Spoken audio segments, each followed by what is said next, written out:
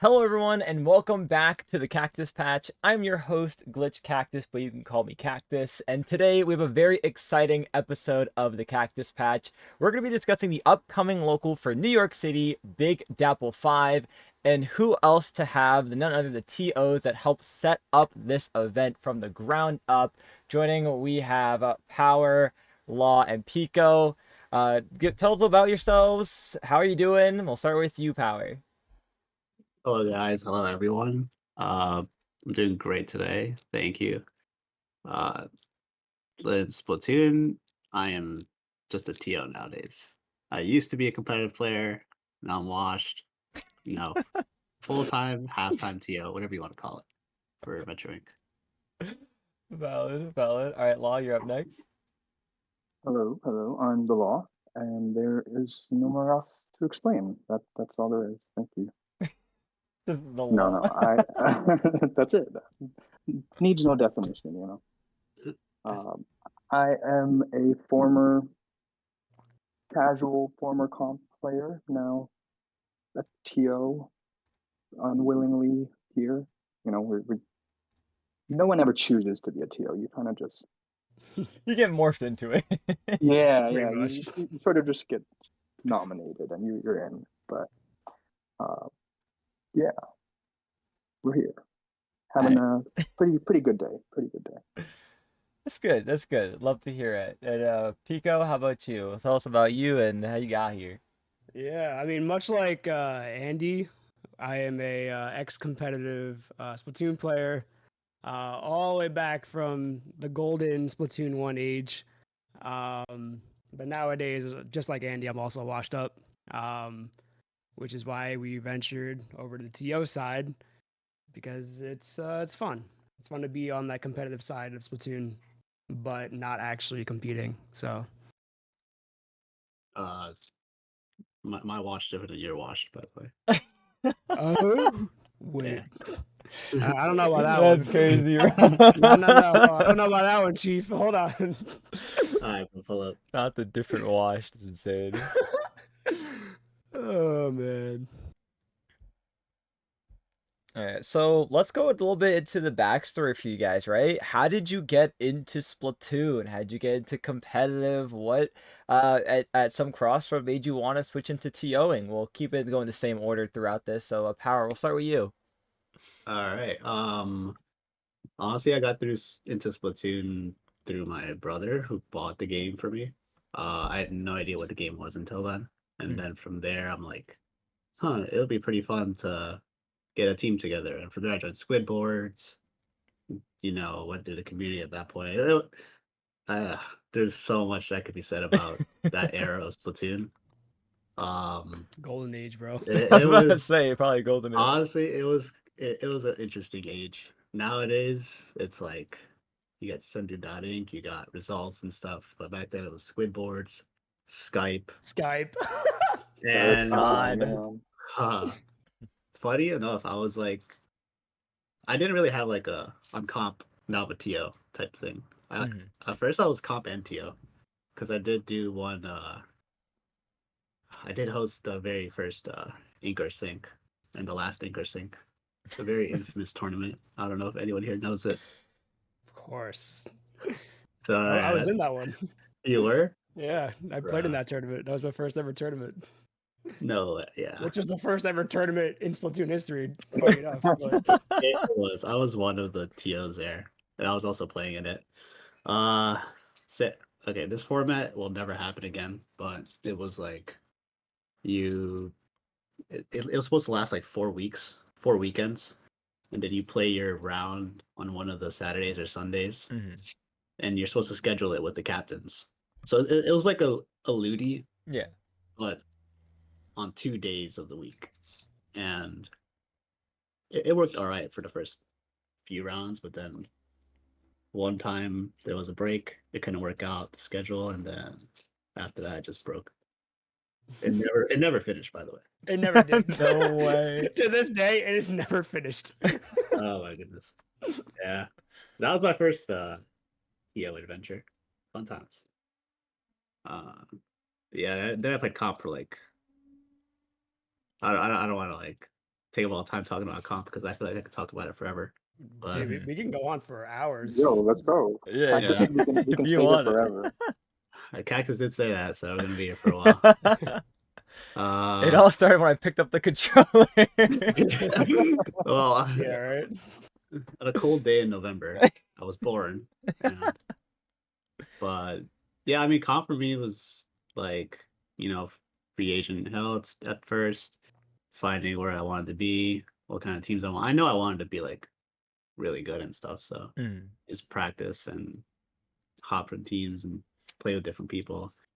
And eventually, I played with like C minus, another OG team. I wonder how many OGs are listening. It's good old C minus.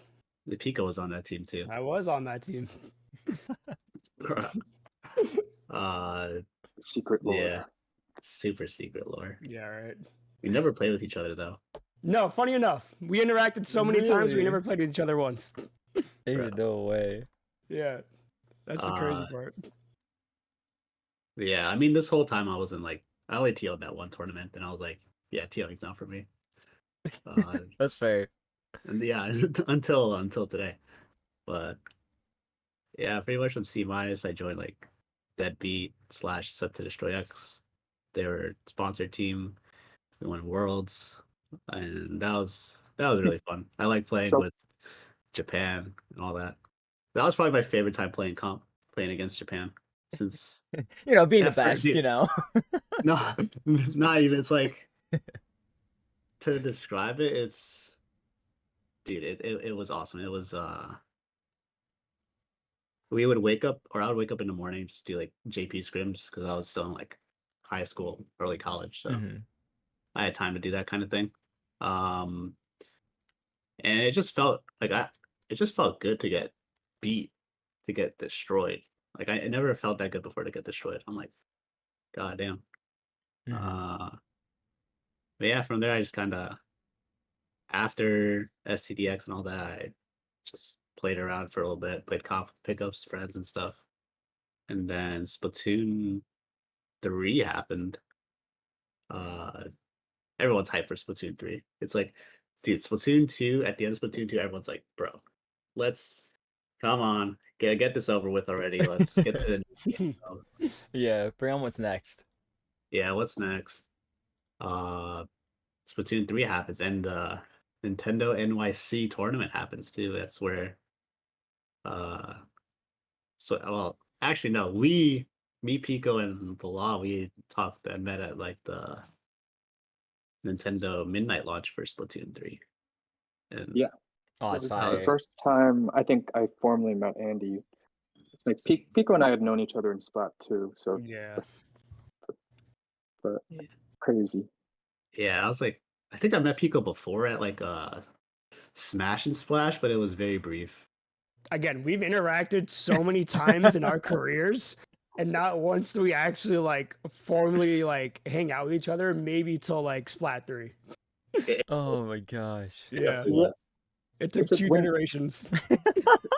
What you come to realize about this community is that it's a lot smaller than you think, and like you really do, Oh yeah. I guess, bump shoulders with everyone. And, Yeah. like if you really dig deep enough with anyone who's in it, who has been in it for a while, like everyone knows everyone. It's crazy. I'm actually kind of surprised how often sometimes I like talk to someone and they're like, "Oh yeah, I've been around since Splatoon 1." And I'm like, "What?" Like, goddamn. Yeah. Yeah. That was the start of my next TO journey. Like when I met these guys. I guess I'll take that segue. So I got into Splatoon after it had won Game of the Year. So I think it was my brother, funny enough, also my brother, who had recommended it. And I just remember I was such a casual. I knew no one else who would play the game, so I'd always just like play it by myself. I don't think I got any higher than rank B in Splatoon 1, so I never made it anywhere close to competitive. I didn't even know you can switch up the gear in the game. And so when I So saw you're rocking the people day have- one gear. yeah. So when I found out that people knew how to change it, I was like, oh wow, that's like a whole nother level. Splat 2 came around. I had gotten it up at launch at this point because I had already fallen in love with the game. I played it with my roommate from college and his girlfriend at the time, and it just so happened that we'd play together. She brought her younger brother with them, and so we'd all squad up, right, and we just play. Mhm. And then the Nintendo New York tournament came around for Splatoon 2, and the younger brother happened to follow a Nintendo streamer called Nintendo Kid, and they were hosting tryouts, and he was just like, "You're way better than me. Like, you should try out." Like, I wouldn't get it anyway. I was like, "Okay, sure." Like, I'd always been interested. I've always loved competing, so Mhm. I tried out with them. And ended up playing with them, and like, thankfully, I was playing with them because I don't know if you've ever tried to go to any of these tournaments, but like, you have to be so early on the line, like, to sign up to be able to actually get into the tournament that you could like totally miss the window, basically. So we thankfully they were like line hunters, I guess, and so they were basically one of the first few people on the line. And, Yeah. it ended up working out. So we played in the tournament, and uh, it's like a funny, like, one thing led to another, and we ended up actually doing pretty well for complete amateurs. None of us have been competitive before. Uh, we ended up making, I think, top 4. And my favorite, like, little anecdotes from that tournament was that, like, I had faced off against Sigrex for the first time in that tournament. Like, he was in it. Um, we lost to Pico's team, so Pico's team was the one that ended up taking us out. So that's when Pico and I had met. Uh, and I know Andy was at that tournament too, because he was the one who ended up winning it all. Yep. So There's a fabled picture Insane. of all of us, or me and Andy, sitting next to each other, and we look so young. But at that point, again, we knew each other back then. We just never interacted. Yeah. yeah, We gotta find that picture. I that's still how have it. Dude, that's legendary. that's how crazy it is. That's how small world it is. So Mhm. when I was there, I was invited by Kendall to go to the Long Island lands. Mhm. So that was my first foray into comp, and went to a few, got hooked, found flat Twitter, and yeah, just kept on getting deeper and deeper into the rabbit hole.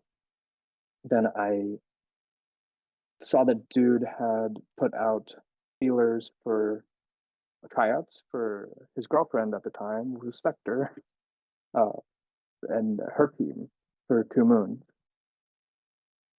And so I said, why not? Like, I'll give it a shot. So I tried out for 2 Moons, and I did not make the team. Funny enough, at least the first time around. And I was, and a lot of people kind of touched this, like, I was a solo queue warrior for the longest. So a Mhm. lot of people know me as someone they've seen in ranked. I think that's actually how not Cactus, how Craft remembers me earliest, like, Mhm. just from solo queue. But um, yeah, I ended up playing solo queue so much that Spectre found me again in one of the matches, and they were still looking for a player, and she ended up inviting me to the team. So W. yeah. So you never know, and it was super cool. They were an amazing team to play with, and we still play friendlies together, I guess, and Spot 3. So we all kept in touch. But yeah, comp played it for a few years, and then I think I just took a break in 2019 before the pandemic hit. And so I kind of saw a little bit of the tail end of Spot 2 comp. And yeah, I mean, during Spot 2, we were mid-level at best. Mhm. And then TOing, I actually had no experience with TOing. It wasn't until Spot 3. So yeah, so naturally we all met Spot 2, the Nintendo New York tournament, and Splat 3, of course, with the launch. And Andy had mentioned that's when I had, like, formally met Andy. I don't think I ever met Mhm. him previously. And Pico, of course, I had known from the Long Island events, and we'd even played together, I think, once on the Long Island event. Is that right, Pico? Mm-hmm. Who could forget LISS 2019? Oh yes, it was 2019. I don't know why I thought it was one of the The smaller ones. God Run. Yeah, you're right. How can I forget? Um, You know what, Pico? I'll let you tell that story. Oh yeah, well it's a great story. I'll say. I love it. By the way, y'all have like incredible transitions here. I love this. Like, this is Yeah. beautiful, bro. Squad up. So yeah, funny enough, before I played Splatoon, I was actually very big in the Smash scene. But back then it was Smash 4. But specifically in more like the New York City Smash scene, I was like a very well known Jigglypuff player. But over time, my competitive drive like started to die down a bit. To the point where Splatoon 1 had just released on that day. And I was like, you know what? Let's check it out. It seems like a fun game to play. Little did I know that by me randomly picking up that game, I'd be here all these years later. And it worked, and so I picked it up. I liked how the game flowed. I liked the mechanics of the game. I just liked how it was different, compared to other shooters at the time. You had the Call of Duties, and the CSGOs and stuff like that. So, I played casually, I just constantly played it, but I didn't actually get into the competitive side of it until I met a streamer. His name is N Squared, or he goes by Nestor, who, funny enough, is still somewhat in the community. He runs the 2D Con LANs over in Minnesota still. Okay. But he, I just played in his like random PB lobbies, and then he's like, "Man, like you're really good at the game." I'm like, I mean, not really, but and so over time he kept like egging me on. He's like, "Hey, you should do competitive. You should do competitive. Like, you're really good at the game." And yeah, from there, just I tried out for C-. They accepted me. I was like, great. They're like, what do you play? I was like, I play a press forward Luna. They said, sure, have fun. And yeah, from there, I mean, I did competitive with C- most of my career in Splat 1. And then there were also like smaller, like minor teams in Splat 1 that I was on. Like there was a team called like Alias. I was on Kairos for a bit. But over time, that like competitive drive started to like die down a bit, right? And so I switched over to more the casual side of Splatoon, which I don't know if y'all remember Splatoon Amino. Yes. Oh yes. Okay. Oh my god. So I joined Splatoon Amino because I heard it was like more casual side, like the more fun side of Splatoon. But little did I know, like everyone on the app thought I was a god at the game, because again, I played like competitive at like a high level, like I was S+, and everyone's like, "Oh my god, like, are you like the god of Splatoon?" I'm like, "No, not really. there are other players better than me." No way. But using Splatoon Amino, I started to see like the other side of competitive Splatoon, which is more the casual side of like people just squatting up for fun. People try squatting for fun. And from there, that's where I found most of my enjoyment with the game, was through that more casual side. And funny enough, that's actually where I met Birch, who's like what a staple at our like New York City lands. I met him there. I met half of Seafood Sorbet there essentially, until they worked their way up and they got better than me. And I started to realize I was getting old. Oh my god. Yeah, but it wasn't until Splat 2 where more people started to like know who I was, and it was because of my like ballpoint.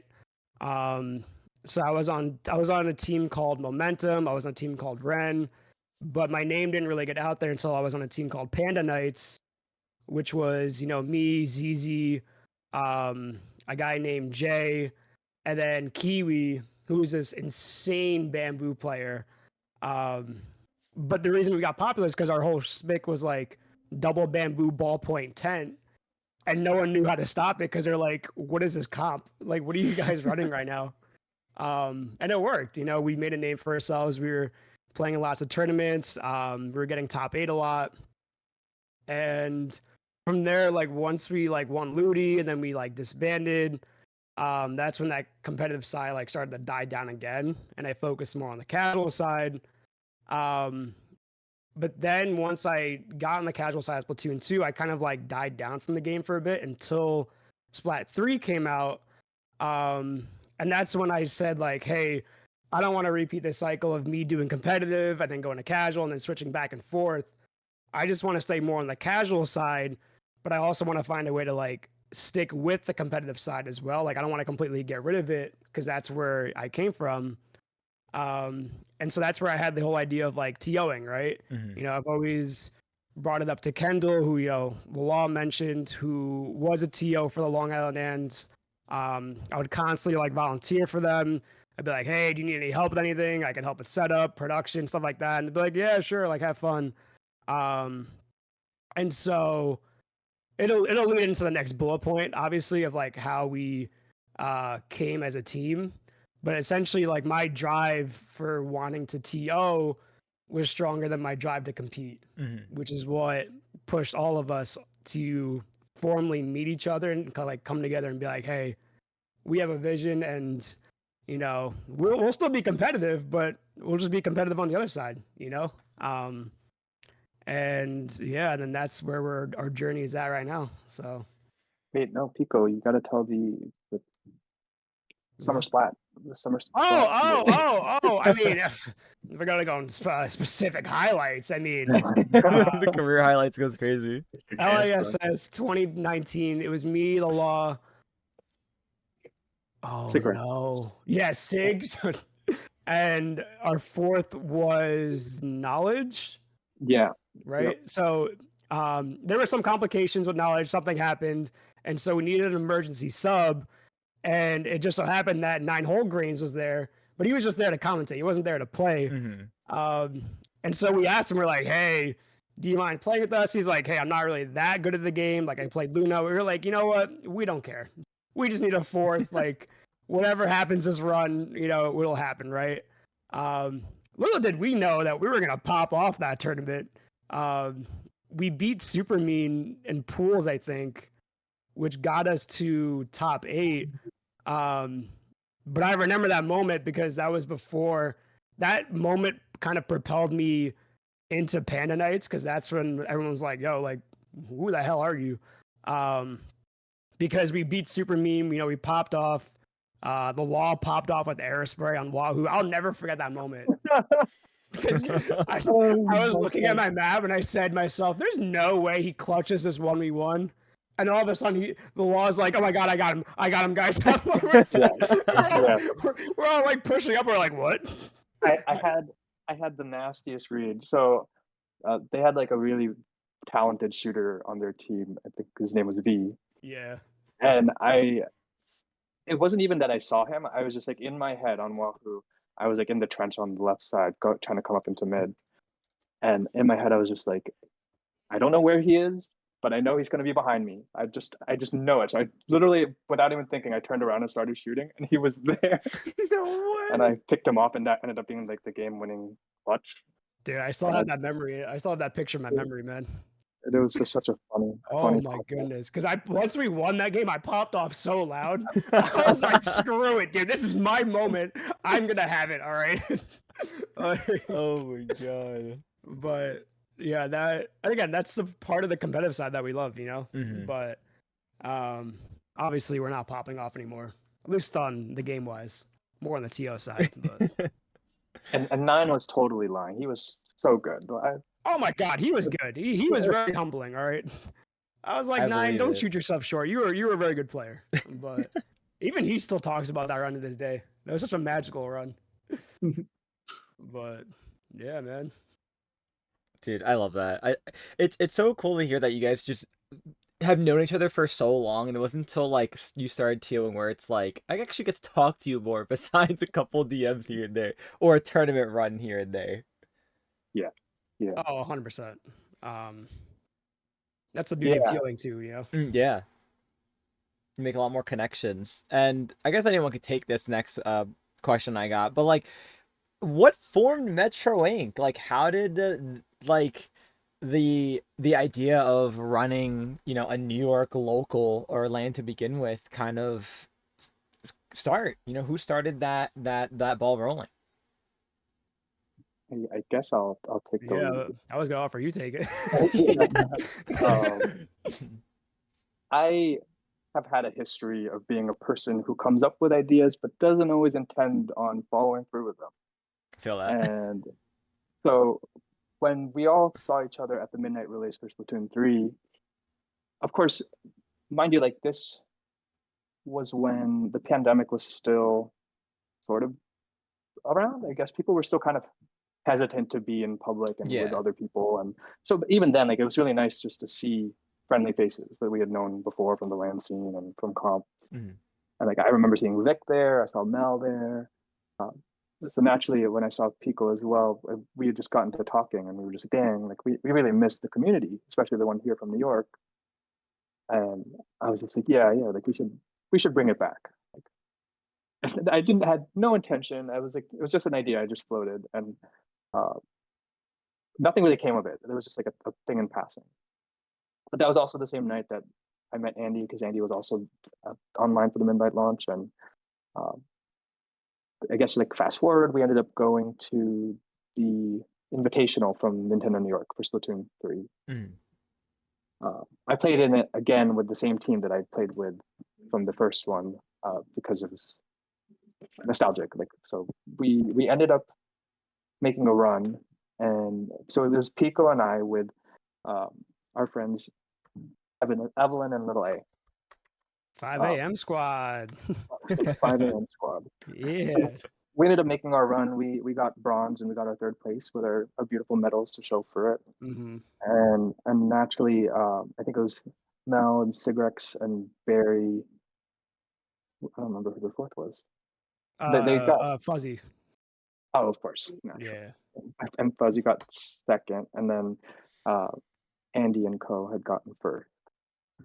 So Yay. we all saw each other again Yay. at that tournament, and then that's when, of course, talk of the LAN scene again came back, and I was whispering in Pico's ear again, like, yeah, we should totally bring this back. Yeah. Again, Well, for me, it was like I got super nostalgic during that entire time. Mhm. yeah, Because in my eyes, I was like, man, like the New York City community, they were all together under one roof for the first time since, before COVID happened, right? Yeah. So I was getting like a little like warm, fuzzy feelings. I was like, man, like I really like miss this feeling.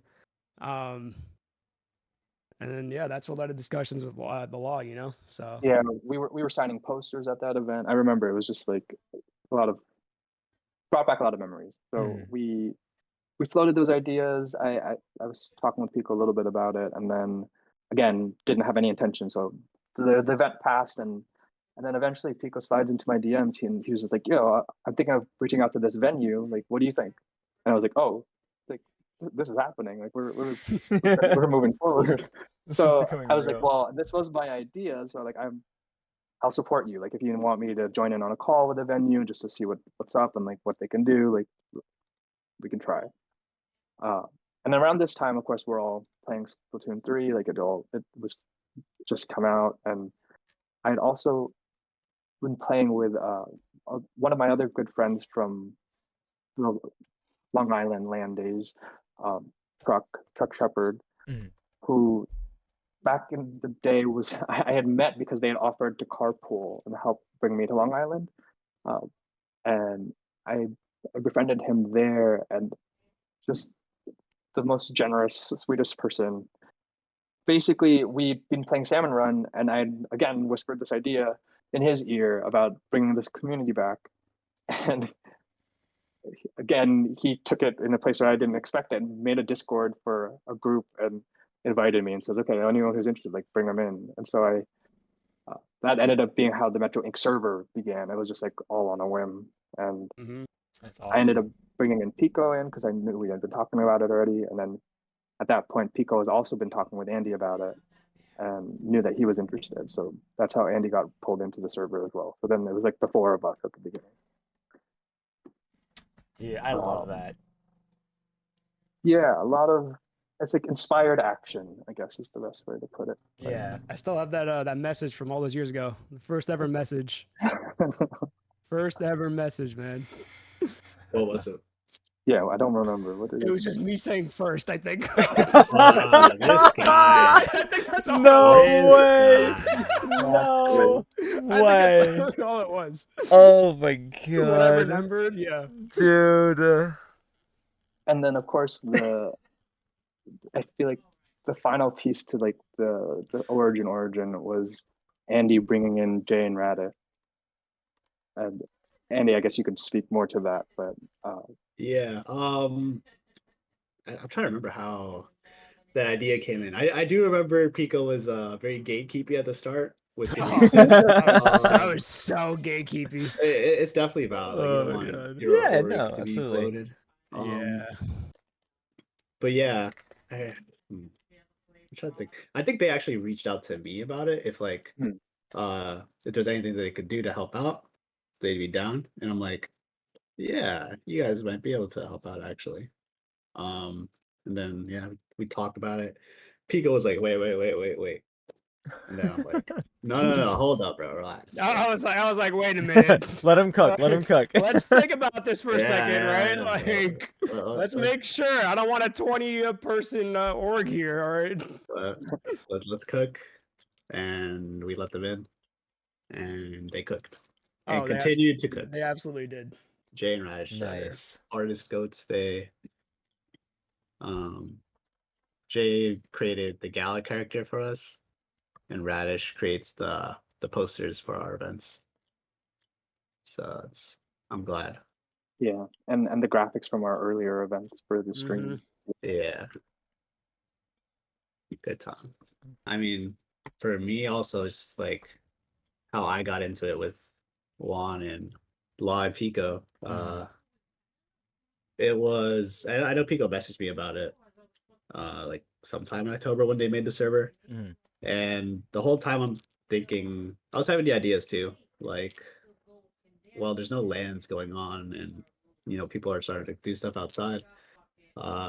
There's no what do you call it, GSM, the people that used to do the summer splats. Mhm. So there's kind of a void that needs to be filled.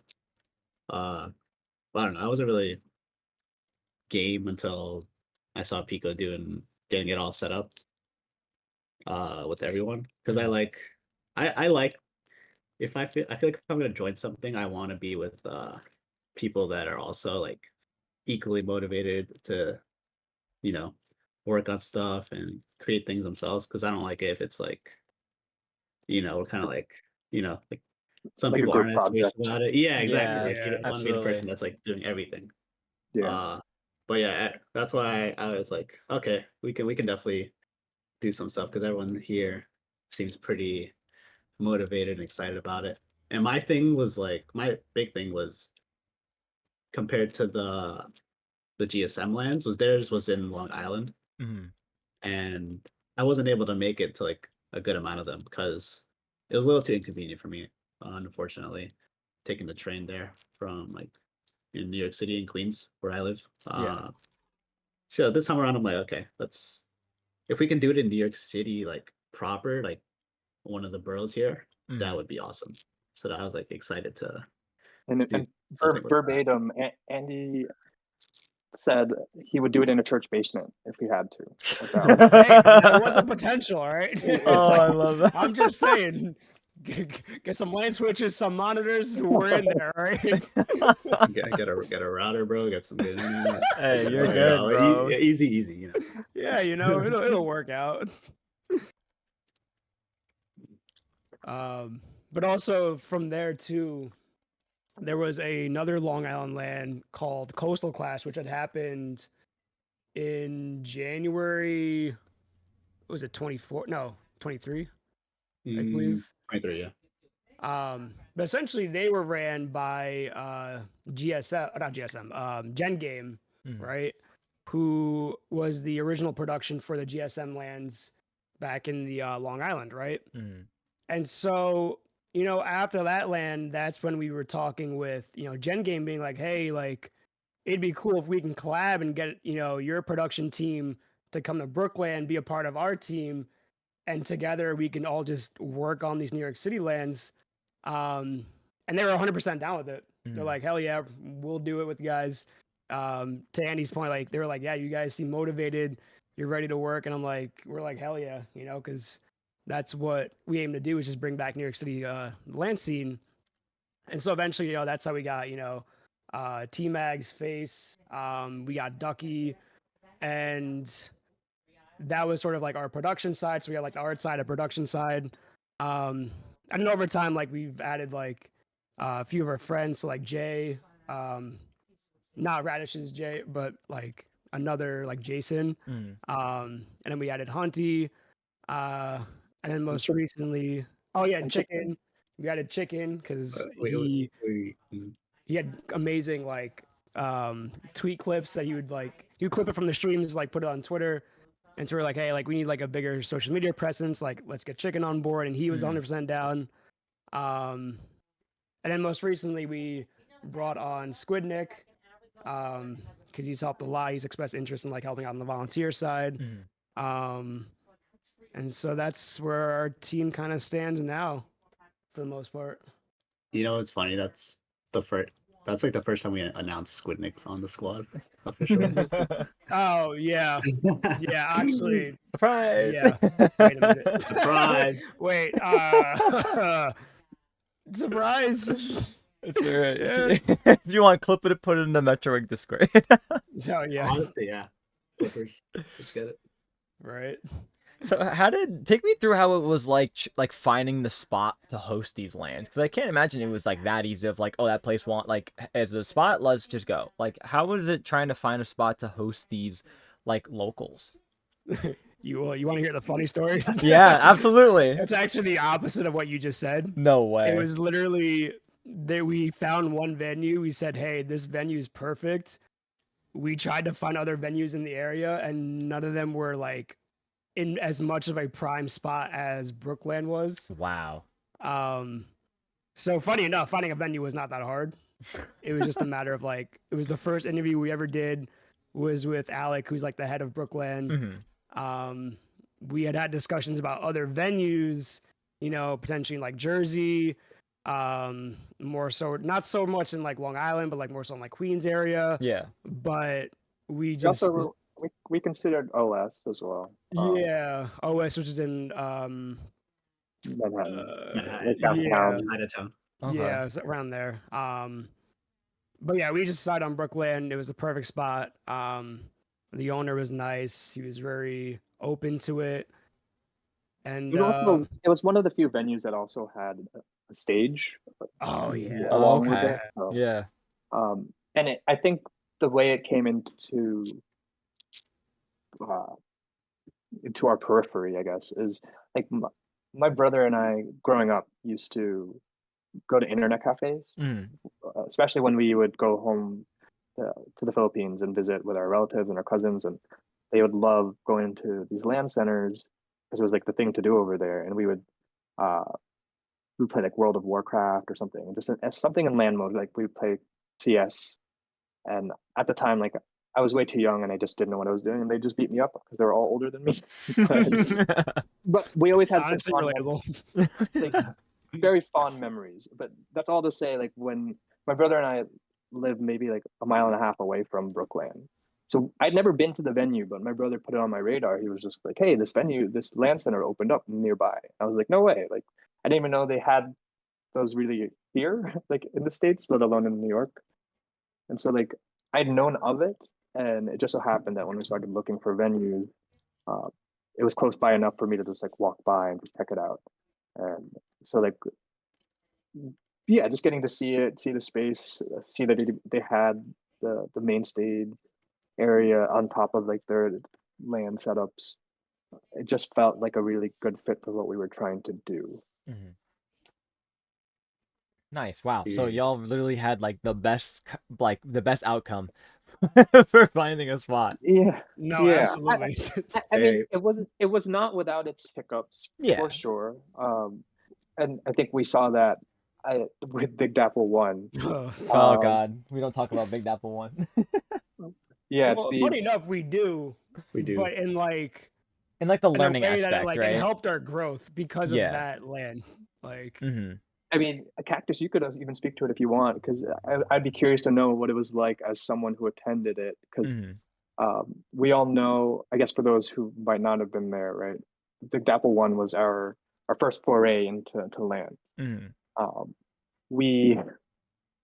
I should mention we started Metro Ink when it was 2022. October October, like, 9th 11th or 9th, yeah. or 11th, So, yeah. so we started the org then, right? We had no idea of when our first event is or what we were even trying to do yet. So there was a lot of like ideation and like a lot of brainstorming for event names or ideas or things like that, right? Like what was Yeah. our scope? Were we trying to do online? Were we trying to just do in person? Like, what was our And name as an org? yeah, what was the name? So we thankfully had like a lot of like really creative minds in the group, and of course some really talented graphic artists like Pico. Oh, thank you. This I graphic appreciate it. design, it's your passion. You Listen, have to let I it passed know. grade 5 art, all right? So I like Let's to thank my go. grade 5 art teacher. Yeah. Mr. Taloni, if you're out there, I appreciate you. Yeah, you know what's funny? It was like me and Pico cooking up graphics. I think that inspired us to actually find someone to make graphics. Dude, Yeah. that's actually crazy. There were like 3 of them. We were like, yeah, and, like no one really said anything about it. Like it's bad. They're just like No, no confidence. it was about it. Truck's comment. Truck's comment was like he posted some image. Oh It yeah, was like, graphic design is my passion. Is that what yeah, it was? yeah. Oh my And god. once I saw that image, I was like, yeah, just get Bada and Radish. Let's get some actual artists, please. Ain't no way. See, the secret was we would have Pico draft things up and share it in the group chat, and people would be like, I could do it better. It was very humbling, to say the least. I was like, man, we're getting places. We'll get there eventually, right? But basically, all of that was happening, and then we found Brookland, we found the venue, and at this point, we're like, okay, we want to host our first event. Mhm. And in my mind, I was like, okay, let's get our ducks in a row, let's figure this out. And this is my first time really getting to know Andy. And you should understand that like Andy became power because he's ambitious.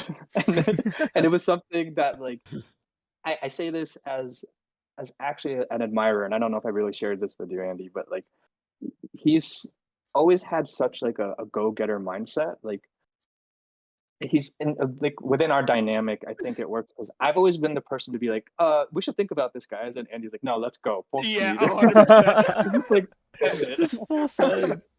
And I think that's why like and Pico is just like the balance between like he keeps us in like all together, but it's like it's that dynamic that has always worked well for us because like in the beginning it was Andy who was just like, we have the venue. I want to do this now. Like let's make an event. And, Yeah, he's like, yeah, we're gonna do it next week. I was like, next week. I was like, wait a minute. Hold on. That's good, bro. I tend to be like impatient with stuff. I feel like if we can like do something, then let's do it. Mhm. Unfortunately, there was some things that we miscalculated. I think you were right. I think we had to do it regardless. Like we had to do it live. Otherwise, like we wouldn't have been able to troubleshoot us and iterate as quickly as we did. Mhm. Mhm. But basically, yeah, it wasn't just on you. It was just a lot of things that we weren't prepared for. There's a lot of tech involved Yeah. when it comes to lands, and it wasn't even just us. Like the venue themselves were Yeah. not ready for Splatland, and that's like a lot of actually what ended up happening was like there was a lot of internet failures. Like the venue struggled to get the network to work with our switches, and a lot of people, and I'm sure you probably had the same issue, right? Like where people's connections wouldn't work, and Yeah. we would be sitting there trying to troubleshoot. And like I always think back on Big Dapple, the first Big Dapple as like the meme of the dog in the office with fire everywhere. Like This is Oh, fine. literally. this is fine. Yeah, like that's 100%. Like everything that could go wrong ended up going wrong, and it was tough. Like there was just a lot of we didn't know how to troubleshoot, Yeah. and we were really in the fire. And yeah, it was ambitious, but I think we just needed to be. But I think my biggest I guess to fast forward, we did not end up finishing the tournament in person. We got to the point where like we barely got through groups, and we were like, well, we it's like 10 p.m. We can't start Top Cut now. Like let's just call it, and we'll save people the strife, because I think it was a Sunday and people had to leave, and it was just like we were just like, we'll just have to do this online. We'll just have to Mhm. bite the bullet. And yeah, I mean, I think the biggest takeaway for us as the organizers was that the people who wanted to be there, they wanted to be there. They felt the appetite, like they wanted the community, they wanted to compete. Uh, we we were all in the fire together. It never felt like everyone was like a bunch of Karens just blaming us, right? Like they recognized like, and to that credit, like Cactus, you were definitely one of those people, right? Like you were there from the get-go. You saw what it was like, and we've Yeah. always appreciated your support. And I think on that end of it, like if it wasn't for the support of you and the other like original players who came, we wouldn't have come back and learned from those mistakes. And I think that was for me like one of the first times I got to see what made like someone like Andy like a world class competitor, was that he has such like a growth mindset, right? Mhm. Like he looked at it and he was like, okay, well, we know what we did wrong. Like let's just not do that the next time. And Yeah. it sounds so silly, but it was actually exactly how we iterated, and we knew what we wanted to do next. And we came back with Big Apple 2, and I think we smashed it. Like everything that way we better. Yeah. yeah, like we just not any all of the things we got wrong, like we more or less got it sorted. And shout outs to, was it Kbot and Siren, I think. The Kbot offered like Oh us a yeah, call after the first Big Apple yeah, to like I give us some remember. advice and stuff. So Mhm. that was awesome. Yes, the community support is like you can't underscore how ready people are to like to lift each other up. And I think we were able to see that. And Yeah. even now, right? Like we saw the beginnings of the Splatoon 3, like there's like a LAN server that popped up after that. And like we saw it from like less than 10 people. And now I can't even tell you how many people are in Oh that man, server. there's so many Dude, people in it's that so server. many. It's like there's a new local popping up every I day. know, which Yeah. is amazing. Yeah. Lots So of stuff in the works. it's been cool to see how everyone helps each other. And now that there's resources where people can literally ask like for any like troubleshooting thing on that server. And you could see how much that support is helping the community grow, right? Like Yeah. it's the only reason like these local scenes are continuing to pop up. And I think that's one of the things that separates our community from other communities. But yeah, Local Word of Wind. that's how Big Dapples came to be. That's how Metro Ink came to be.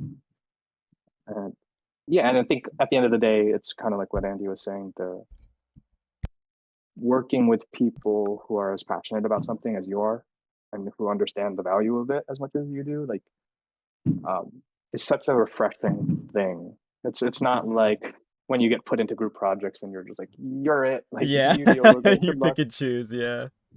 So like a huge testament to these guys. Like we've all been in the fire together, and like I wouldn't want to go into battle with anyone else, you know. So, yeah. Absolutely. I love Yeah. Piko, bro. don't know MC about that. Pico. What did you just say? I don't know about that guy Piko. Hey, Wow. yo. Wow.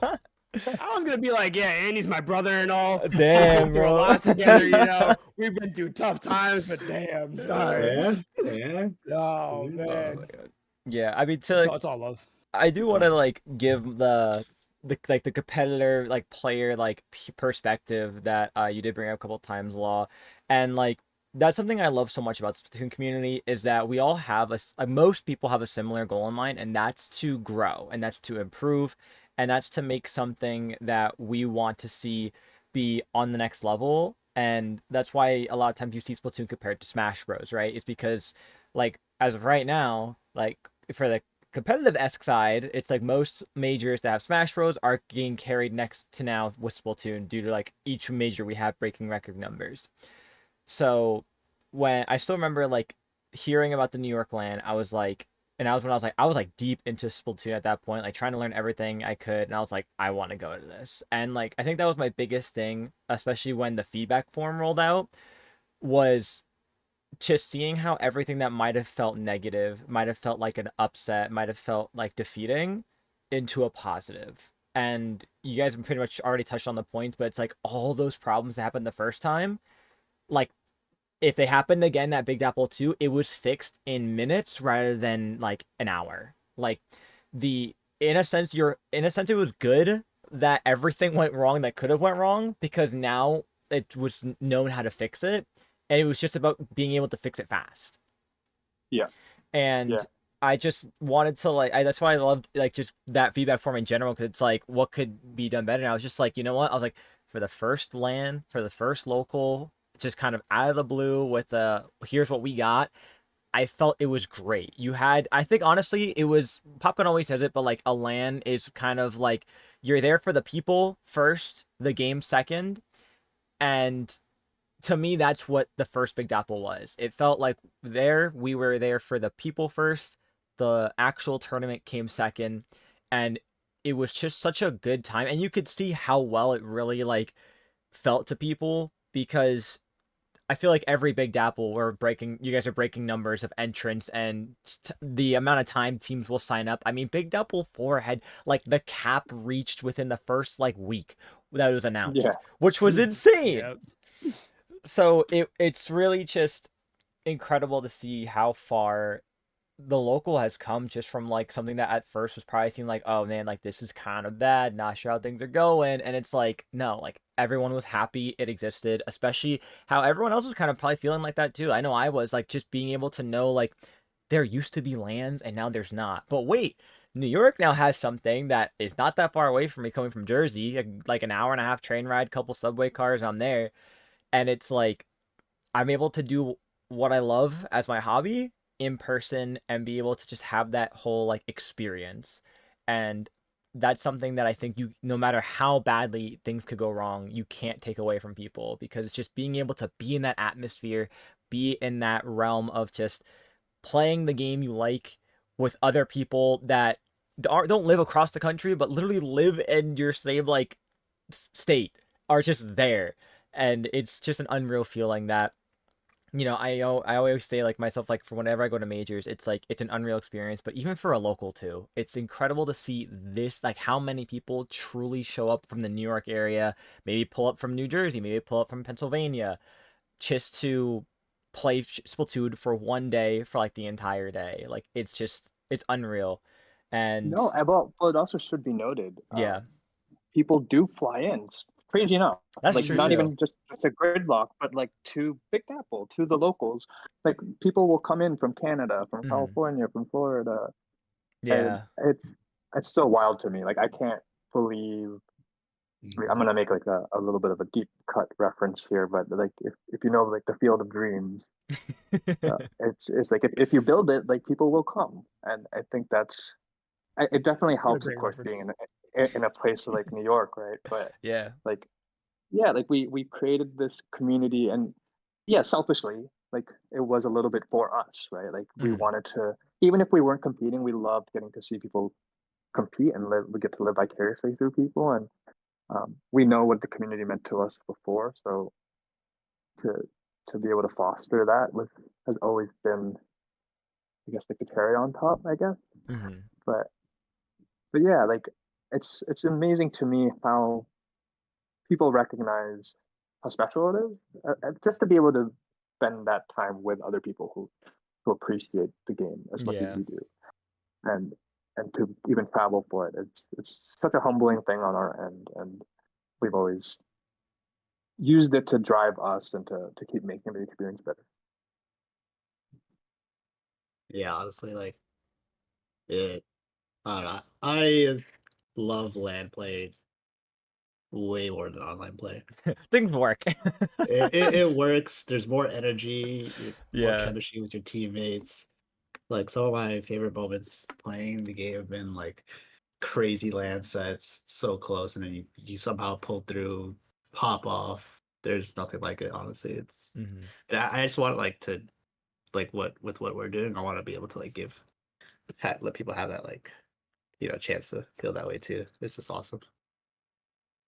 And it's like it's that sense of community, right? Like I talk a lot about community when I'm with these guys Mhm. because I value that aspect of lands where even if you're not on the competitive side, you're just here to have fun and like socialize with your friends, that you might have only socialized with online, right? Yeah. And now you guys are face to face and you're like, wow, like, this is a different environment.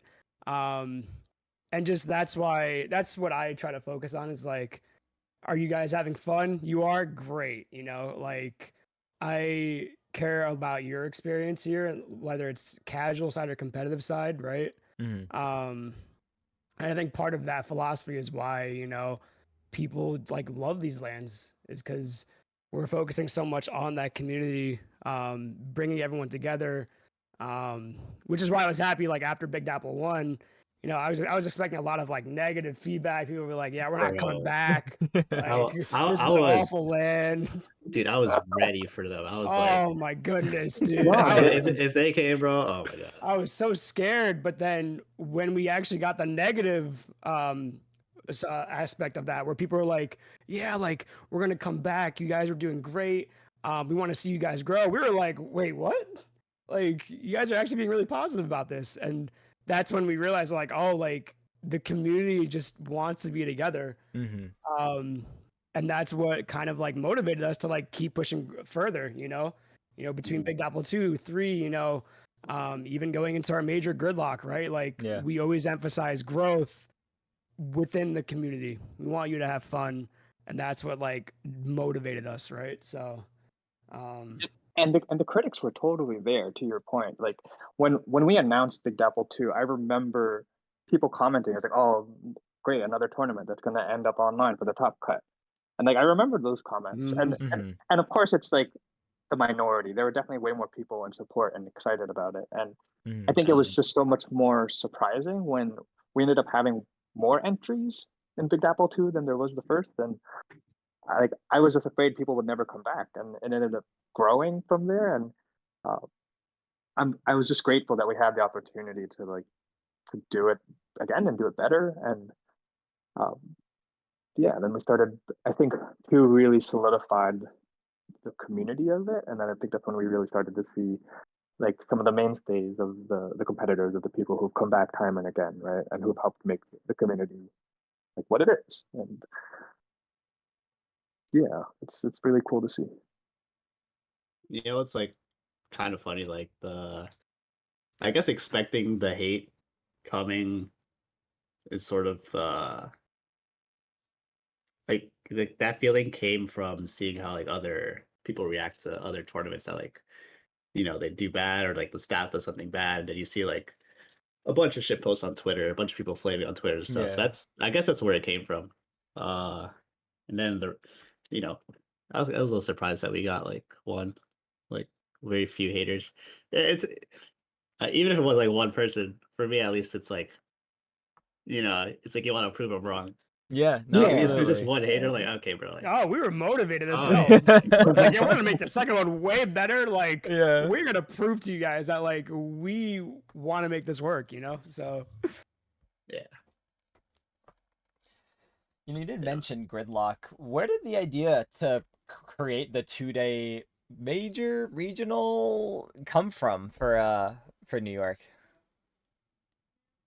I mean, I think we wanted to do Yeah. that like initially. We're Mhm. like, since we're like sort of taking the spot of GSM as the New York Lens, like the 2-day event would come at some point. Yeah. I think we've got working on it when we merged with Gen Game, Okay. and like their team there joined us, and we could actually flesh it out. Like they had their own history of working events, so they would help us out a lot, like how to build a gridlock. We didn't even coming up with the name and branding for gridlock was a whole thing too. It took like a couple of meetings, if I It was remember. yeah, entire meetings just on the name alone. I believe it. And even logistically, right? Like the scale that we needed to keep growing from a tech perspective, right? It really helped when we were able to merge with the coastal class beats with Ducky and Face and T-Mags, right? And um, Face has been so generous and so like such a crucial part of like the tech side. Like he's donated and allowed us to or lent us his equipment, right? And Mhm. there's so many times where being able to to use those extra docks and the LAN adapters and all the setups has allowed us to be able to have the size of the tournaments that we've had. And of course, in the beginning, I'm sure you remember, we used to have everyone bring in their own docks and Yes. any Yeah. LAN adapters they have. And of course, we'll still ask every now and then for LAN adapters just in case, because you never can need too many LAN adapters. Yeah. But Dude, we have like 60 at this point. Like, Oh us and yeah, you combined. now we have so many. yeah, but that's the cool thing to think back now, right? Like after every event, we've been able to like take some of the earnings and put it back and just keep investing in more of the infrastructure and the equipment. And it's something that sometimes now we can take for granted that like we're able to do that. And it's like in the beginning, it was um the audio equipment. Oh my gosh, we haven't even touched on the audio equipment, right? Like working with TM1s, like Nightmare. you have to understand TM1s, like the ones we have are like one model and they came out in 2013. Hmm. Meaning like they're not manufactured. You can't just buy them new. Uh, like you have to find them through the grapevine. And I remember because we would do our meetings on the weekly or monthly, and every time we'd start the meeting by going onto eBay and searching like is there a TM1 online? And we couldn't even afford it at the beginning properly. And I remember this truck and his boyfriend had basically donated the money to be able to purchase some of the equipment. So like if it wasn't for them, we wouldn't even have like the capital to start it up. And I think it's like a lot of those types of generous like acts for the sake of like the community, for the sake of building this up was like a lot of what we owe for even getting to where we are now. So yeah, it's Oh yeah, hard to understate or underscore that, but Hmm. it was go ahead. more than us. It was more than us. A lot of people that you probably don't hear about went into building these events for us. We should probably make like a little credits poster. That would be awesome. Yeah. We should, right? And also like props to Brookland for in the beginning, right, for being open to it. And like they were a venue that specialized in Smash tournaments. So like they weren't unfamiliar with Splatoon or the Nintendo scene, and um, they were really open to growing other grassroots scenes. And so they really helped us out in the beginning. And that was like before we even worked with Gen Gaming. They were our production. They had their own production team called 12D. And like they were learning just as much as we were. They definitely, I mean, of course, you think of Smash, you can have what, like 8 players on one TV, Yeah. and now you need 8 screens for one game. Like it's like a completely different dynamic, right? And they totally grew with us, and like were in the fire right there with us in the beginning. So I like totally can't understate that as well. But Where did like the names for like Big Dapple and Gridlock come from? Like was it just like one person said the name and it's like, yeah, we're gonna go with that, or was it just kind of like a group value effort? oh man. Yeah. There were lots of prototype names. Brainstorm sessions were had. Yeah. We did have a brainstorm session. Wait, what were some of the names that didn't make the cut? Did we do Deep Sea Metro? Deep Sea Metro was one of them. Hey, Oh my god, I love that. I have it. Yeah, we had, well, for organization, yeah, we really liked the idea of Deep Sea Metro, but we were afraid that naming it something that's already a name used in the game, that like Oh yeah. we were thinking about copyrights, we were thinking about like all these things, and Yeah, fair. so we wanted to like take from it without being like too on the nose. And so of course, like for us it was like tri-state area, we wanted to represent New York City, Deep Sea Metro, so we took it a step, and we said like maybe in the future we would name an event Deep Sea Metro, but that never ended up happening. And so we ended up adopting Metro Ink. Okay. As the org name. So we just liked the way it sounded and thought it was appropriate enough where like you can identify us and you would know who we are. And we did our due diligence and went to Google and was like, does anyone else use this? And there was like a printing company or something. Yeah. They're fine. A tattoo parlor. Yeah, they're fine. They're not losing out. But some of the names I have here was like Underground, Squiddy Streets, Yeah, Oh, Deep yeah. Sea Metro. Those were like some of the earlier ones. But Yeah. I think it was it Truck who came up with the Big Dapple? I want to say. It's a good question. I just I remember don't we were remember. spitting names. I want to say it was. I want to say it was Truck who's like floating that around, and I just remember we just kept on coming back to it. There was something about it that was just like this could work. Like this is like a good spin on it. And of course, I think the irony is not lost on us that right now we're on a Dapple podcast, a Dapple Productions podcast. So I remember we had launched the name for the Big Dapple, and uh, I think someone had come in like asking, he's like, "Hey, so about that name," we were like, what are you talking about?" What? I don't know what you mean. It's the Big Apple. Yeah. Technically, New York was here first. Oh Respectfully. my. Respectfully. Yeah. That's Yeah, history crazy. lesson. Like, Oh my god. But yeah, that's how the Big Dapple came to be. Okay. Gridlock. Oh man, what? So we did want to do I Deep Sea Metro at first, Mhm. but go ahead. I know for a gridlock, we definitely thought about like what we wanted the event to be to represent. Hmm. And so we're like 2-day majors or 2-day events, regionals, whatever, special events. Yeah. They we just compared it to like the ones that were in the past between like Genesis or LT or not LT, Smash and Splash or Squid Storm. yeah, Squid Storm. They all had like one word Yeah. names. So we're like, okay, that's our like constraint. And then I think from there we just try to like see what hit. Like, well, then I don't know, those brainstorm I sessions. I actually Based on, I do. I was the one who came up with the name, and I remember it because I was sitting in my parents' kitchen, staring out the window, and the window had like the crosshairs, and I was just like, "Oh, those look like streets." I was like, "It looks like a gridlock." I was like, "Gridlock." I was like, "That sounds amazing." I was like, "That's like a great name."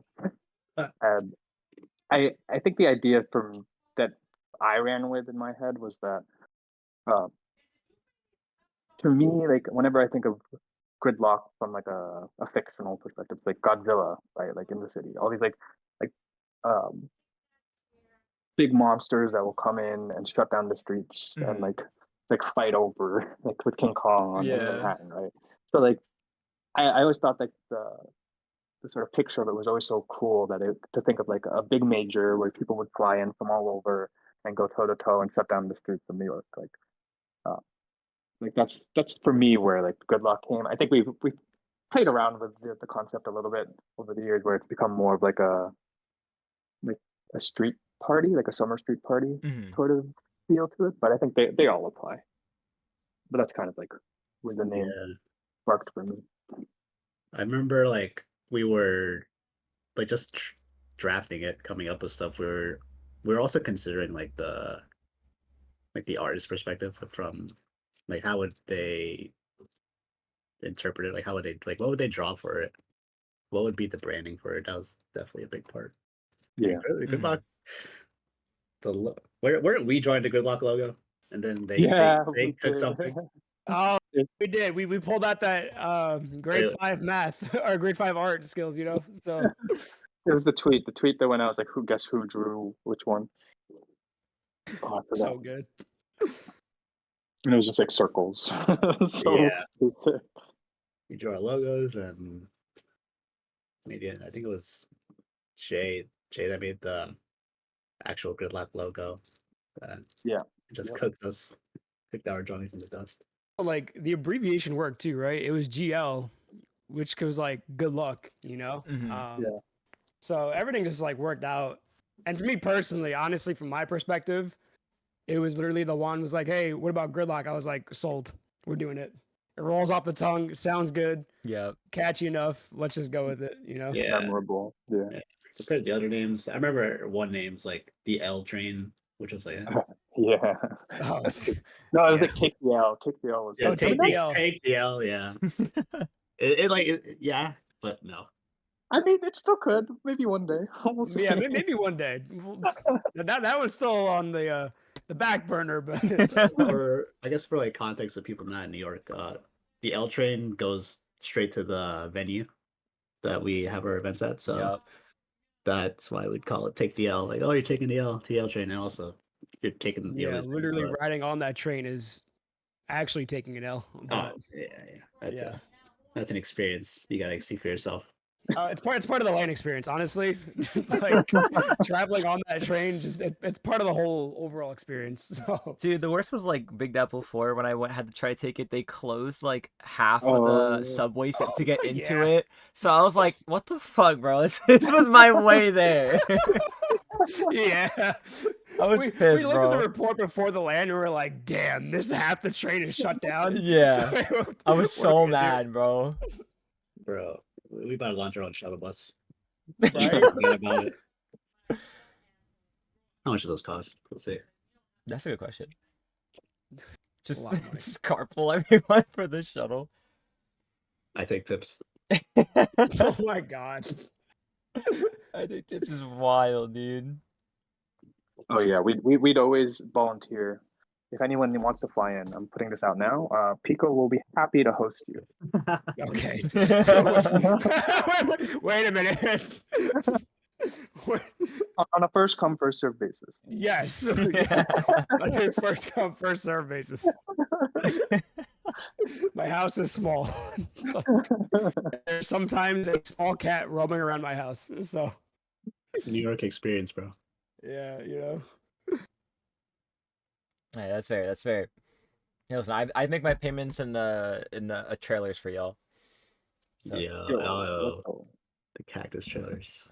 Legendary. would have had one for this one, bro, but I had no content to work with. Unfortunately. So We did, yeah. That's oopsie. My computer needs work, by the way. For all the haters, aka Mudkip. Talking about uploading the VOD. Oh, Bro, eventually we'll get there, dude. Eventually. I need a new computer or someone else has to do Hey, it. don't you work at like a micro center, bro? I mean, yeah. Damn. Okay, yes. I am in talks of upgrading my PC. But Okay. and It is a lot of data to like. To I transfer, can only download. imagine. I am not splurging right now. Though. Yeah, no, it's valid. Look at that. So as the local gets bigger and bigger, right? I mean, I'm expecting probably this by the end of like this week or next week, Big Dapple 5 to probably be pretty close to like the team cap or something like that. As people slowly figure out like if they're gonna be able to make it or not. What are some worries that y'all may have had for when it's considering that it keeps growing, or maybe that you have already had or currently facing when it comes to hosting these events every, couple times a year?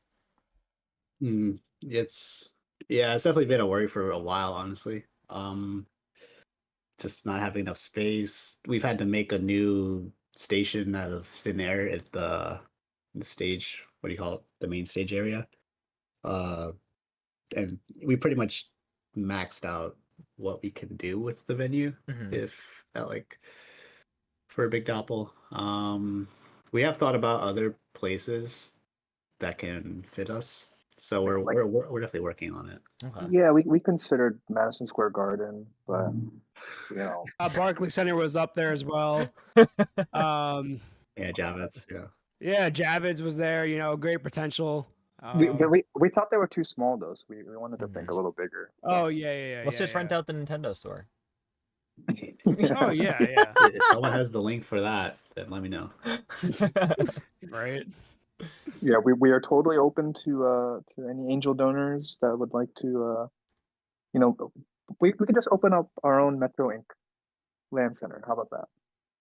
Right. Yo, banger. What if we Actually. just got a warehouse and just made it our own land center, dude?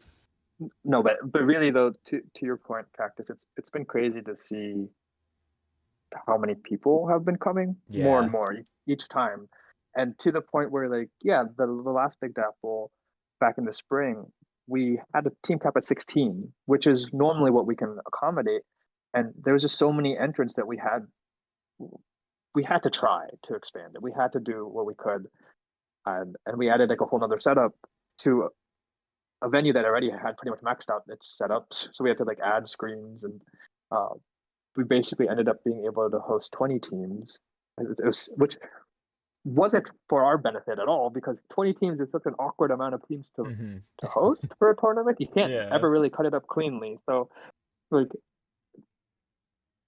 just know that like we do our best to try to include and bring in as many people as we can. And of course, we would love to keep expanding if the interest is still there. And yeah, I mean, we're still searching. We're looking for other places that could house us and could help us expand. But you know, this is a good open call. If anyone has any suggestions, slide into our DMs. We are definitely open to it.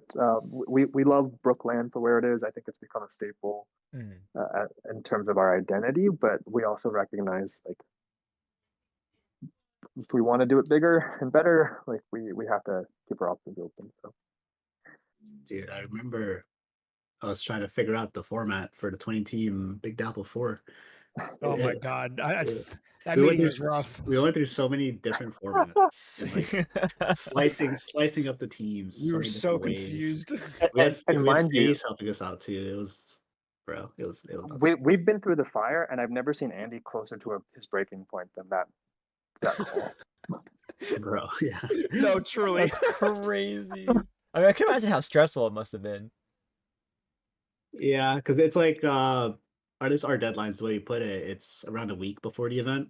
So then the teams get fully formed like 5-6 days before.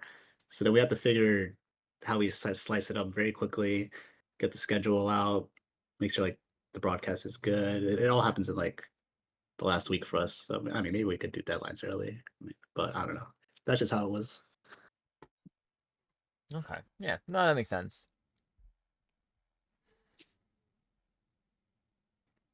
So, what are some of your favorite and least favorite parts of hosting these locals?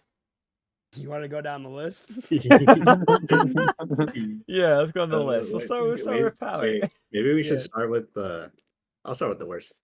Okay. And then we Yeah. can Least end on a high yeah, note. yeah. End on a high note with it. Well, I just talked about one of them, but Yeah. one of the worst parts. Honestly, that's probably up there with one of the worst parts. It's like getting the seating correct, getting the schedules up. Yeah. Yeah, least favorites. I mean, no one's ever going to be happy with your map list. Oh yeah, no. Yeah. Honestly, Ever. bro. Piko. Especially when you put bluefin zones in there. Yeah, bro. And anger an entire community. Yeah. Dude, I come to terms to that. It's like it's our map list. Oh, it's You'll the deal with biggest it. meme ever. You know, I say this is a least fave, but it's kind of a secret, just actual fave. But one of the things I learned earlier on from our first events is that, like, as a TO, people will ask you anything and Yeah. everything they could possibly think of, and it has nothing to do with the event. Like, I swear, like, they just think because you're in charge, like, you can answer it. I remember people would come in with suitcases, like, what can I do with this? And I was like, what do you mean? Why do I have to deal with your suitcase? Yeah. I'm like, I remember that one. My That was God. funny. but it was so funny because I remember going to the Brookland staff and the 12G production and mentioning something like that to them, and they're like, "Yeah, that happens." I was like, "Oh, this is a thing. Like, this is what happens to TOs." But I secretly enjoy it because it's those weird inside jokes that make you realize like you're a part of this community that like of people who host it, and even in the Splat local TO server, uh, there there is a welcome message, right? And I remember it's like, oh, what was it? We're like, we come here just to suffer, or there was like a line that they had used, and it was like something so relatable. Like, none of us are here because how do I explain it? It's like because it's just purely fun, right? Like, if it was Yeah. just for the fun of it, like we would just be playing video games in our basement, you know, like it's just something so much deeper than that. And uh, yeah, I think even if it's pain, even if people are constantly Oh, nagging at us for every little thing. Yeah. What if with their suitcases? I know the new worst thing. Telling people to change their names because it's way too long. Oh yes, I love the pink. Oh, classic. For me, the worst part about hosting a local Mm. is being tired the entire time. I'm drinking so much coffee every LAN. I've done everything I could Oh, with no. each and every single LAN, and at every single LAN, I'm always on the ground looking like I'm ready to fall asleep. Like, And I have the photos to prove it. yeah, and we have photos from every single LAN of every moment where I've been like, man, I just need a nap right now. Like I am tired. But it's because like yeah, we're running around the entire LAN, like you're constantly moving, you're never standing still. Mhm. And so just that it requires a higher amount of energy, right? But it's an energy that you have to like use in order for the LAN to run smoothly, right? So so while it is like yes, it's like my least favorite part, it's like a necessary part that Yeah. has to happen. Which is why like I meme about it, about me being tired at the end of the day, like every single time. Because I know it's gonna happen, and every single lane I'm like, no, it's not gonna happen this lane. I'll be fine. I got I got 3 cups of coffee this time, right? Like, what could go wrong? Yeah, no, Yeah, and crashing out. you definitely like forget to eat, and there's Oh, like okay, that's the second worst part is yeah, forgetting to eat. Oh Like, man. I It's love weird. food. Yeah, I love food, but it's like, how do I manage to forget to eat food? Like, It's Mhm. weird because for me, it's like I don't even have like the appetite. Like if you put food yeah. in front of me, like you during the don't. events, I'm like, yeah, I'll take a You don't bite, even but then think I'm like, about that's it. it. Yeah. So I don't know. Maybe need some to inject something. I don't know. My idea is wearing cargo pants and just hiding a bagel in your pants. That way, you know, just out of nowhere, you'd be like, "Oh, I got a bagel here." Just take Start a bite munching every on once it. in a while. All right, there are my carbs. Get back in there. Audio issues. All right. But I guess for the good stuff, right? Yeah. My favorite is just the response we get. It's like you just can never anticipate how passionate people will be and how they'll bring it. And I could even point this to you, Cactus, with the freaking clappers. like, like Oh my god. Whoopsie. no, and it was actually great to just see how everyone was so on board and how much life it kind of brought to the event. And not necessarily that like the life wasn't there, but it was just like a way to channel it, right? And Yeah. I think one of the things that like our events, and mind you, I haven't really been able to travel out to the other ones, but from what I can tell, at least from ours, is that the doesn't matter how small the audience is, we're going to be loud. We're going to be Mhm. cheering for every point, and we try to make it a point to like to build that hype. And I think people feel that people enjoy being a part of it, even if it's like 10 people, which isn't true. It's usually more, but it's like it sometimes can feel that way, where like it feels like the whole room is packed and all eyes are on you, and you can kind of create those hype moments. And it's like those are the things that even as a photographer, getting to capture it, getting to see people pop off, it's, it's so much fun. It got so loud in Gridlock. I actually had to move back a bit. It was that I was loud. shocked. Yeah. I was like, wow, okay, great job, community. Way to go. There was a lot of people at Gridlock too. So Yes, yeah. Massive. Least favorites is I'm not as young as I used to be, and trying to compete and organize Rough. is so I like trying to have energy without even competing at the end of the day is already tough. And especially like Gridlock was the first time I had learned, and we knew this because we would always go into the locals being like, it's a 1 day event and we're already drained. How the hell are we going to do that back to back for 2 days? Yeah. And so going into these Gridlock events, like we learned a little bit better about how to pace ourselves, how to make sure we're eating, uh, learning to plan in more breaks if we remember to. uh, Thing, yeah, there are times I learned that when I'm so exhausted, I can only really play like either junior because you just paint the ground, or you I could play Stamper because it's my most played weapon, but all of my shots will more or less be instinct. And so if I land one, then there's all muscle memory. Outside of that, like I can't see, like I can't like Yeah. focus. It's just crazy. But Yeah, playing a TO Ink's rough.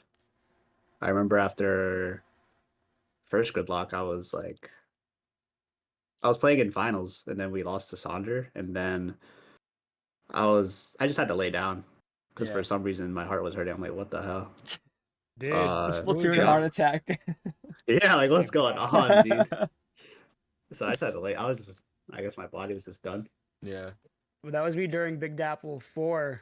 There was a point where I literally just sat on the ground and I was just eating my fries on the ground. And Juan and Hunty, they look over and they're like, "Yeah, are you okay?" I'm like, "Yeah, I'm fine." It's like 2 minutes, like, because my head was hurting and I was tired, and so Yeah. and there's also this other picture that I think Juan's brother took where I had my hoodie on and like we were on the main stage, but like it was that moment where I was like, yeah, I don't want to talk to anyone. I don't want to see anyone. I just want to put my hoodie on. Just no one talk to me. I am exhausted. Like I need to focus on this match, but yeah. yeah, it takes like a special type of training to be able to do that. Mhm. Maybe yeah. maybe one day. Hopefully. One day, sir. Oh, so I guess our favorite parts. Huh? Yeah, I was about to say, Law gave theirs. What about you, Power Pico? You'll go first. Yeah, I can go first.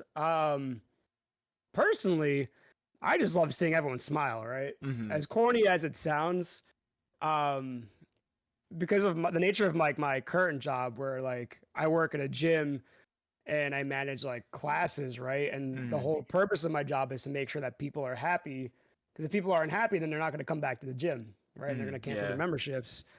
So I kind of apply that same philosophy to the lands, where it's like I strive to like make sure that like everyone's having fun, they're smiling, spectators having fun, the vibes are great, and just seeing how every land, just seeing people smile and like collectively everyone's like having fun, that warms my heart, and it makes like the tiredness of running the land, right? It makes it worth like all the pre-planning that we have to do in advance for these lands. Like it makes the whole build up to the lands worth it, just to see those like simple smiles of people in the venue, right? Mhm. People enjoying it.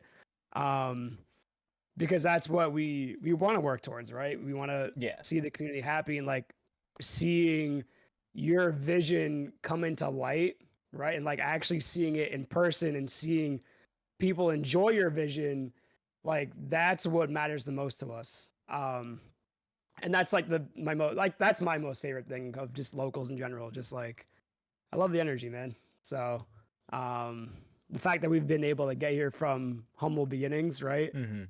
Up until this point, and people are still smiling, and even like new people are coming in to our scenes, every single day, and like they're smiling along with just like the people that were here since Big Dapple 1. That's my most favorite moment, honestly. Yeah, like because in my opinion, Splatoon is as a scene, it's a little hard to break into just because it's a team game, Yeah. and it doesn't work unless you have 3 other people with you. So when it comes to lands, there's always that one person that's like, oh, they came alone, so they're not really too familiar with the scene, but sometimes they get paired up with a squad, and then they play, and some people come back to our events after that, and that feels really good because that just shows that they're like, they're able to find like a group of people to play with that they have fun with Yeah. and friends to have fun with. Oh That's my gosh, the one of my favorite youngins. parts. Oh, the Yeah. young ones, dude, they're the best. Oh man, those two, I forgot their names, but the two that gave me the Sabaro signs, Yes. Yeah. I have them framed right above me. Like that's how much those two signs meant to me, because I was like, man, these kids are having the time of their life right now. Like Yeah, Yeah. they showed up to one of our earlier events with their parents, and they were just checking out the events as spectators, and they loved the event so much that the kids wanted to come back the next one and actually compete, and they did. And I remember they were like losing every single game they played, but they were having so much fun doing it. Mhm. And I remember, was it Magic? I ended up Yes. playing with Yeah. them Yeah, it on was day Magic. two, Nice. and he was saying how like how great their attitude was and their mindset and how willing to learn they were. And I think that part of it is always it's so cool just to see.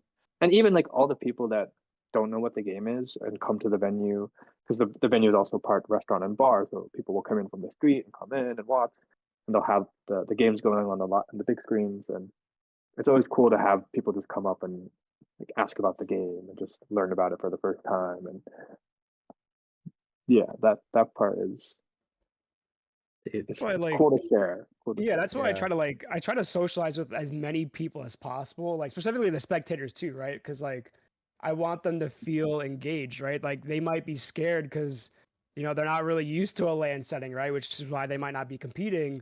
Mhm. And so like you'll see me the entire time during LAN, just like walking up to random people, be like, hey, like how you doing? Like you're enjoying your experience, blah blah blah.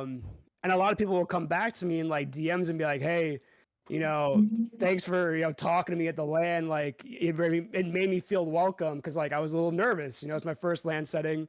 Um, and again, like moments like that is like it makes it worthwhile for us. Yeah. But yeah,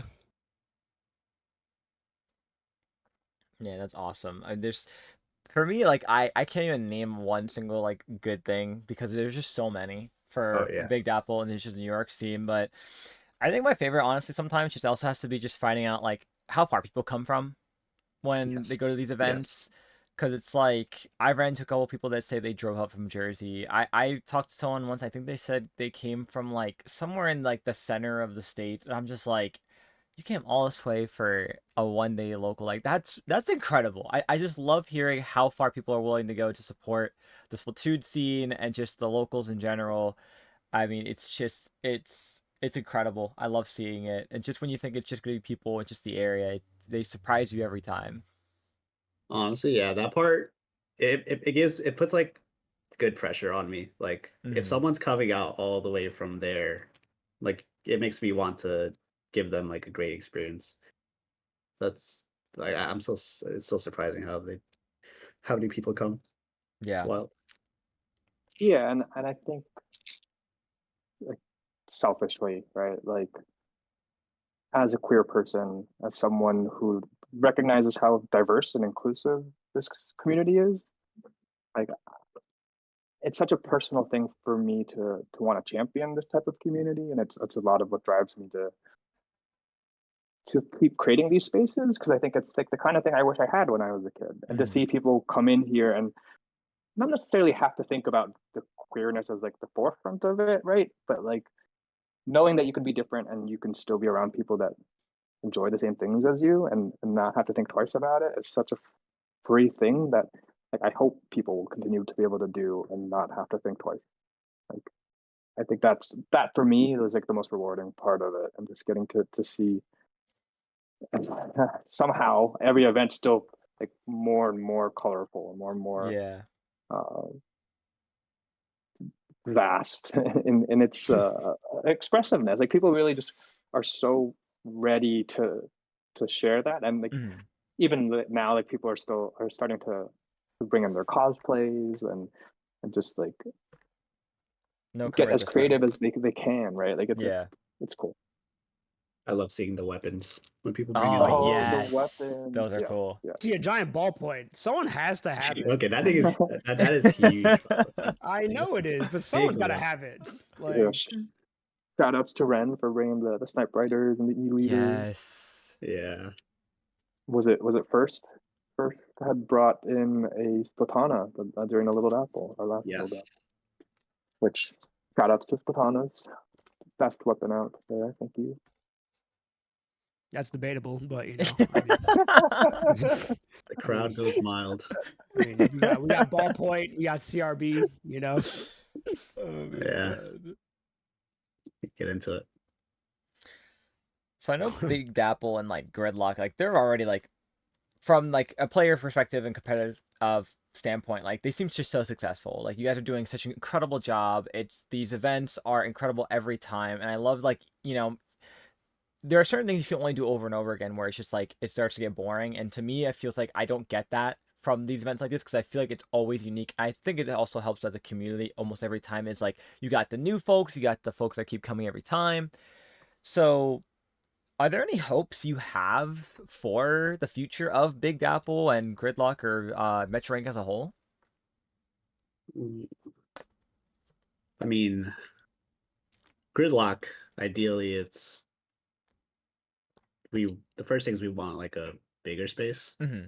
and then with a bigger space, gives us more room to like come up with other ideas that we think people would like to see. So honestly, just getting that like sorted out would like be a big thing. Because I don't know, I still feel like we could still do a bunch of stuff with Brookland too. Like Mm-hmm. there's ideas that are still there. Uh, yeah, that's what I'm thinking at least.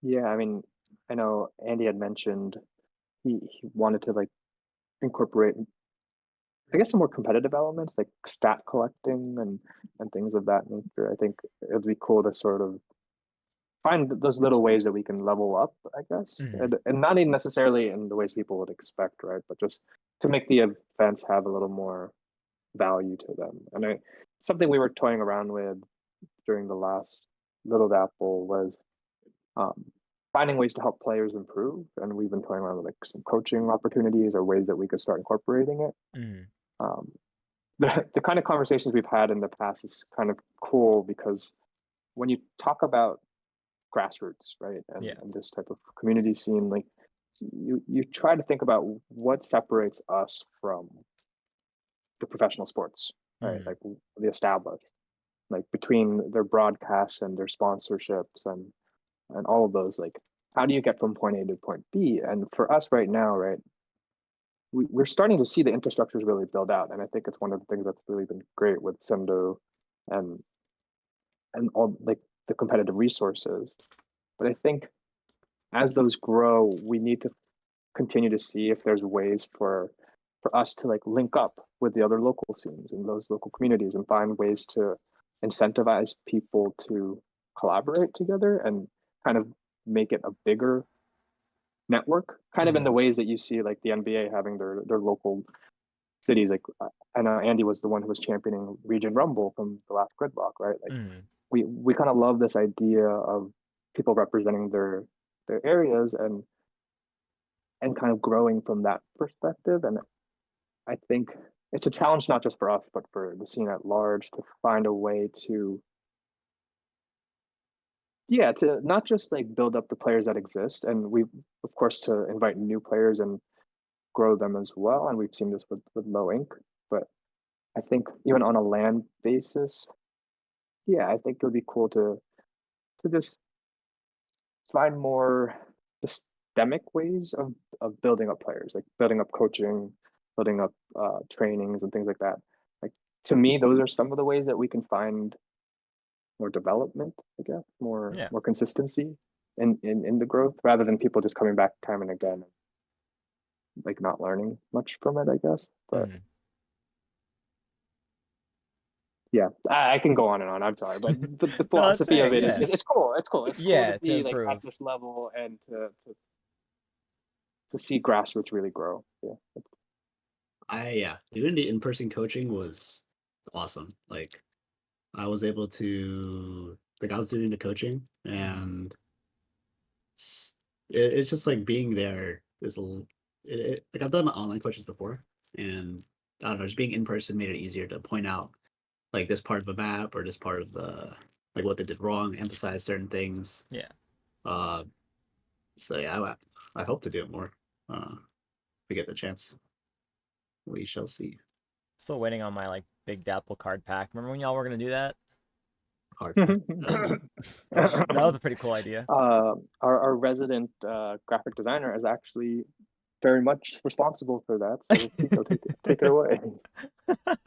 I'm not gonna lie to you, Cactus. I don't remember what you're talking about. You don't remember Yeah, like the man. special card packs that like had special cards about like characters from like just Big Apple?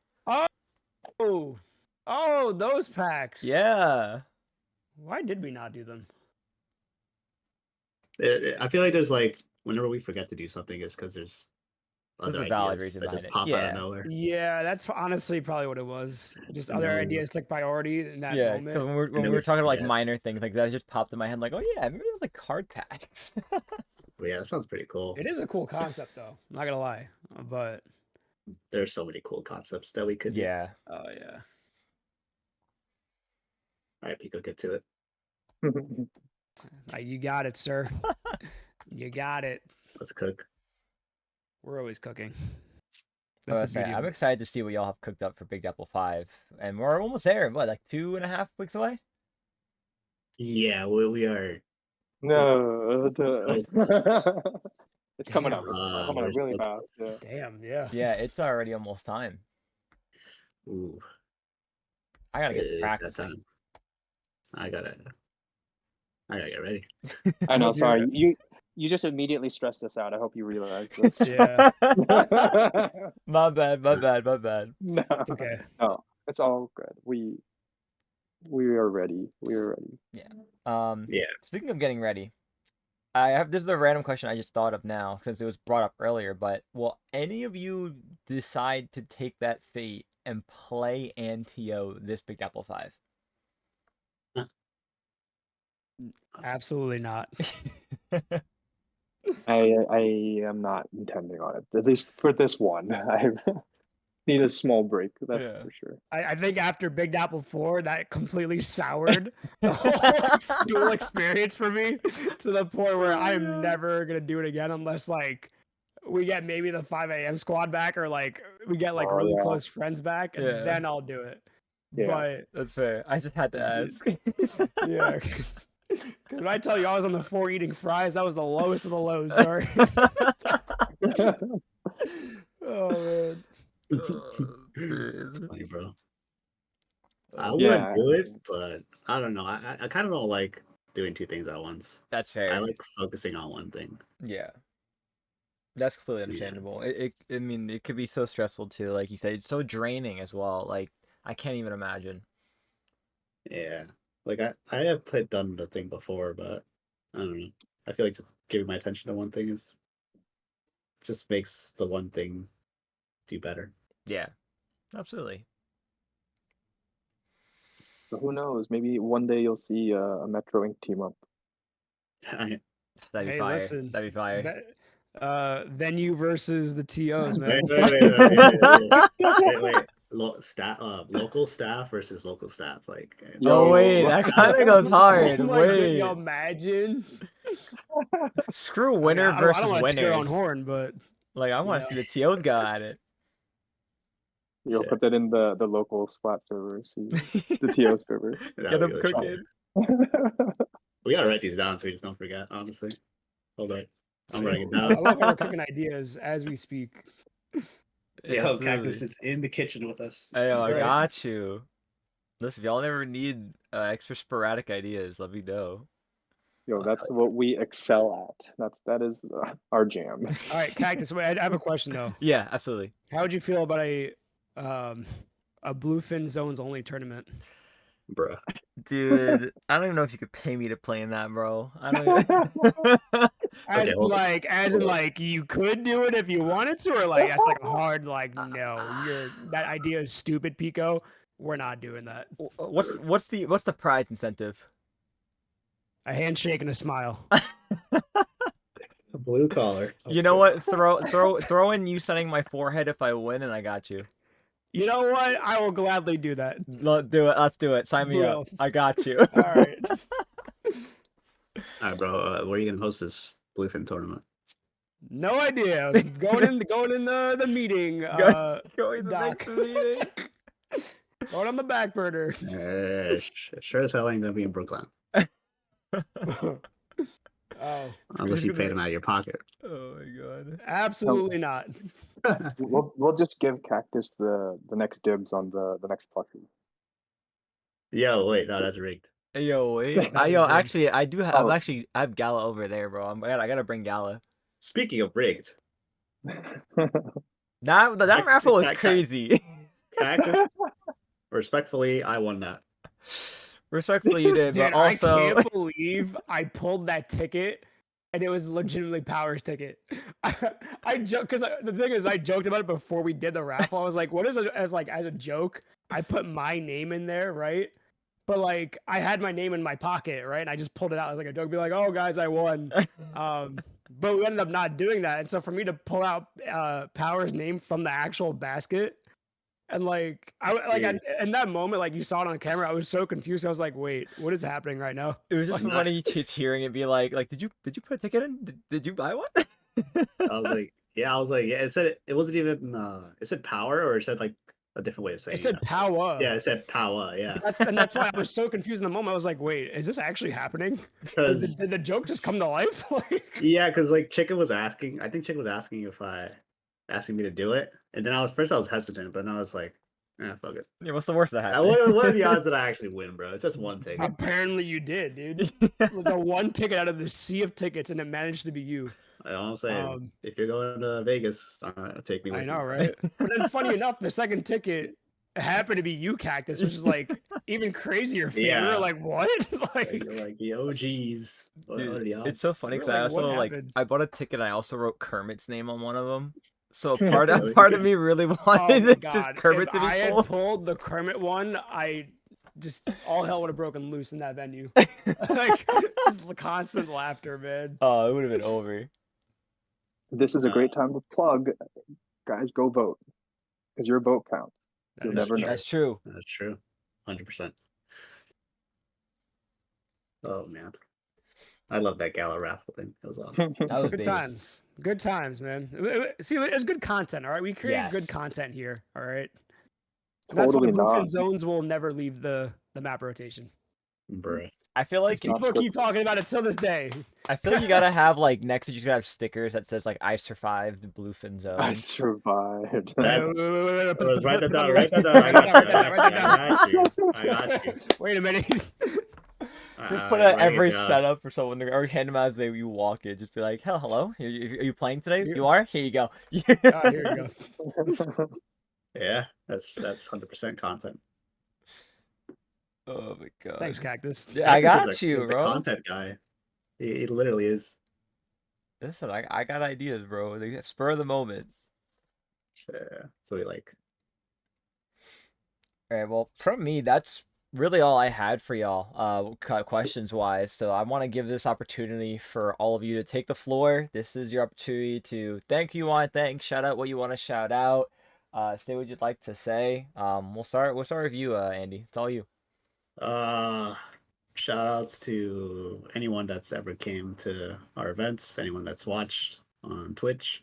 We want to make it a great experience, like either way. I'm glad to be with the crew here, Piko, Law, and the others that aren't here, like Hunty, Ducky, Jay, Radish, and our production guys too, Trevor from Gen Game and Face from the old days of the meta. You could and truck. Chicken. There's Chicken, dude. Squid Dick. There's a lot. Galabot. Our volunteers. Galabot. Okay, Galabot. Okay. First of all, I'm not paying for Galabot anymore, so. Damn, rip. Spectre, Spectre's still in there, Your Shout outs to Spectre. volunteers, commentators, just hanging with us. Everyone hanging with us through like all the events. You're our goats. You're all the goats. Yeah, follow me on Twitter or something. At PowNY. At Pow_NY. I forgot my blue sky, so go off. Ditto. Shout outs to Two Moons, Mute, Spectre, Ned. Well, for me, I don't know if Andy mentioned this. I kind of dazed out for a second. Me too. Shout outs to the community as a whole. Because Yeah. without the community, we would not be here. Mhm. Right? Like, so they deserve a lot of the props for showing up every single LAN, showing up the energy. And we do appreciate every single one of you guys for attending our LANs. It makes it worthwhile for having countless meetings. This feels like a second job to us at this point. But it's a second job that we love. So it's because of the community that we do this every time. So definitely big shout outs to them. Big shout outs to the volunteers as well. Shout out to Sabaro. Shout outs to Sabaro's best pizza in New York City, authentic New York pizza, the best New York City pizza that you can get anywhere in the city. I almost forgot about that. Thank you, Law. Of course, I got you. Shout outs to New York City. Facts. Yeah, Let's go dude. New York. Yeah. Shout outs to our new deity, Deitas. Rocking strong. The pigeon. Yeah, no one will get that joke, by the way. No, The no new one was- giant Besides pigeon, besides bro. Power. Went Yo, right I'm over my head. actually taking a New York trip Sunday, bro. I gotta see that pigeon. Oh yeah. So do you know what the pigeon's name is though? No, I don't know its name. It's Deitas, right? Okay. But do you know what Deitas like stands for? No. So you know how people say dead ass? Oh my god, bro. They put the accent on the A and then the second A. So they called it no Deitas. way. And there's people that have rituals. There's a guy that went up there. He had like a pair of Timbs, a chopped cheese, a Yankees fitted, a Metro card, and they were doing like a ritual underneath the pigeon. It was No the greatest way. video ever. It was hilarious, and I'll send it to you after this. Please do. But yeah, just shout outs to Deitas watching over New York City. Oh my god, Oh bro. boy. Thanks for having us on, Cactus. Yeah, We appreciate absolutely. Yeah, thank you, y'all you. for coming Yeah. on. Oh yeah, of course. We'll always be here for you. Absolutely. Okay, I'll make sure I attend every Big Dapple and Gridlock there is to come. I still have yet to go to a Little Dapple. Eventually. Yeah, we'll make it worth your while. Hey, say less. But I want to keep my streak alive. Obviously, going into Big Dapple 5. For those wondering, November 9th, Saturday. Book your tickets now. At On the what is it? The RTG Yeah. / Big Dapple. BIGDAPPLE. There you go. Sign up. Come out if you're in the area, or if not, if you want a trip to see the New York scene at its best, because no one does it like New York. What can we say? What can we say? Like that's what I love thinking about it. Yeah, we're different, honestly. Facts. Definitely some of the yeah. loudest. Oh, 100%. We're up there with LTC and SNS 100%. in terms of loudness. So, and our venue's smaller, so Yeah. think of it that way. Everything Tiny to but help. mighty. Right. All right, yeah, but that's everything for me. Once again, huge thank you to Andy, Law, and Piko for coming on out, talking about Big Dapple, Metro Ink, and its history, and just giving us a little insight about themselves. But that's going to do it for us here on the Cactus Patch. We'll be seeing you guys in the next episode. Goodbye. Everyone feel free to say goodbye. Bye bye. Bye. Thank you guys. Bye.